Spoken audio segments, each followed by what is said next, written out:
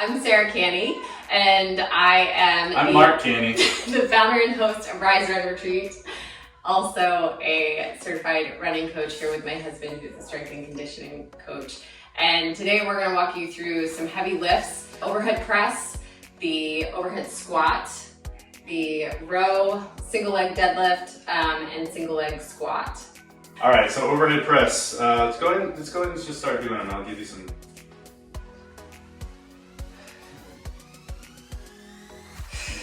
Stop right there. So what we want to do to get set up as you're getting started, this is sort of your starting position. With a lot of these upper body movements, the key is you want to bring your shoulder blades together and down. So you pull, so you have your shoulder blades, you pull them together and down. That's going to give you a good strong base. Now go ahead, now you got neutral spine, now go ahead and straight up from there. Good. Now try to keep your spine straight, that's it. Straight up. Good. Good. Breathe in. Start breathing out from the bottom. That's it. Good.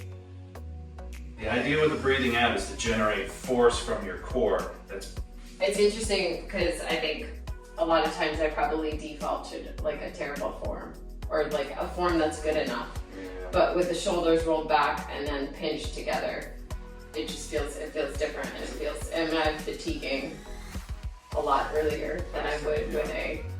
Well, it pulls out all, I mean, you're not using your traps as much, you're not using another muscle, you're really just pushing all the force into your shoulders for the most part. Another cue is maybe, because when you do that, for me anyway, I tend to do this. If you'll notice, I tend to go, and then my pelvis goes back, and then I've got this arch in my, so what I have to remember to do is tighten my abs to bring my hips forward. Shoulders back, down, abs. All right, so next we're gonna do an overhead squat. All right, now the key thing with this is getting a strong base right here. So again, the same thing, pull your shoulders back and down. That's gonna, and if you can imagine, it's almost like you're trying to take your hands and pull them down like this, stretch like that bar.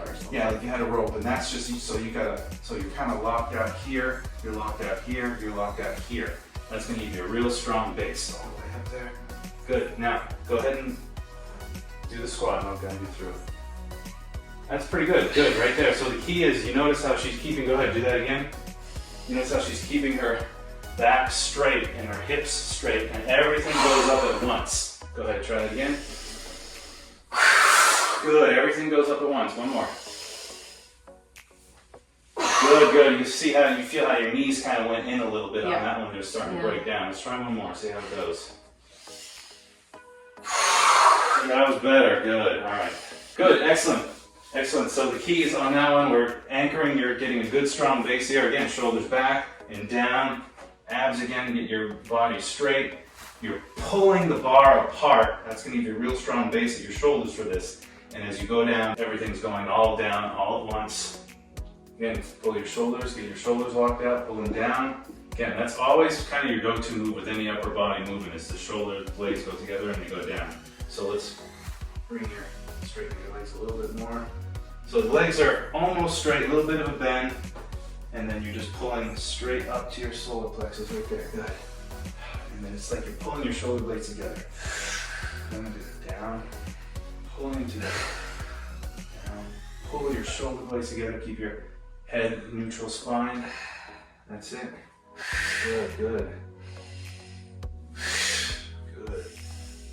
Pull your shoulder blades together. Notice how there's no movement at the hips or the legs or anything. It's all here. Good.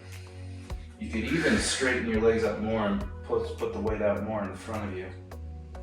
That's it. Good. Good. Shoulders back, down. You feel it going when you have your shoulders set straight? Yeah. How does it feel when your shoulders aren't set straight? It feels like I'm using my chest more. Interesting. Good. For the single leg quarter squat, we're gonna go ahead and come into a stagger stance, but really this back leg is just a guide leg. 90% of your weight is on your front foot. So we're gonna come down into a quarter squat and then come back up.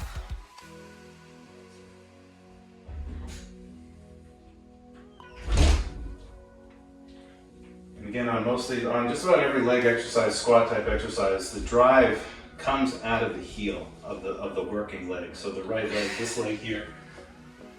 Most of the work, if you could have like a force meter on between the balls of the feet and the heel, all of the force is pushing, or most of it, 90% is pushing out of the heel.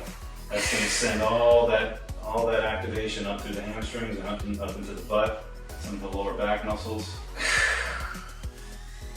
That's the key to know, because the more tired you get, you're going to want to hinge forward and put the weight on the balls of your feet. There's going to be more quadriceps, more. It's going to be a different exercise at that point. So push from the heel, especially on the last couple when you start to feel tired. Good. And that one, because you're not going down as low with the quarter squat, you can load it up actually heavier than probably your 3 or 5 rep max is for a standard squat. And the great thing about that is for runners, this is the motion that you're in. Every other step, it's like a small quarter squat. Or if you're a mountain runner, trail runner, anytime you're running on an incline, that single leg strength is really important for stability and for power. So we're doing the video here, so we're facing out from the rack. You're doing the squats, you really should be facing into the rack, especially when you drop. I mean, the advantage of that is when you drop the weight, when you're done in the end, you're tired, it's just easier to just bail on the weight that way rather than backing into it. It's actually backing into it. I mean, you're backing into it, you're doing that, which is not a good idea. Anything to add on this set of exercises in terms of tips or ideas? Key to most of the upper body exercises is shoulder blade placement, down and back. That's going to lock everything into place so you can really focus on what you're doing. Anytime you're bending over, you've got your back straight. It's all at the hips. Hinging at the hips. It's the difference between hinging at the hips and rolling the back. This is safe and strong. That's not. Gotcha. Cool. All right. All right. Thank you.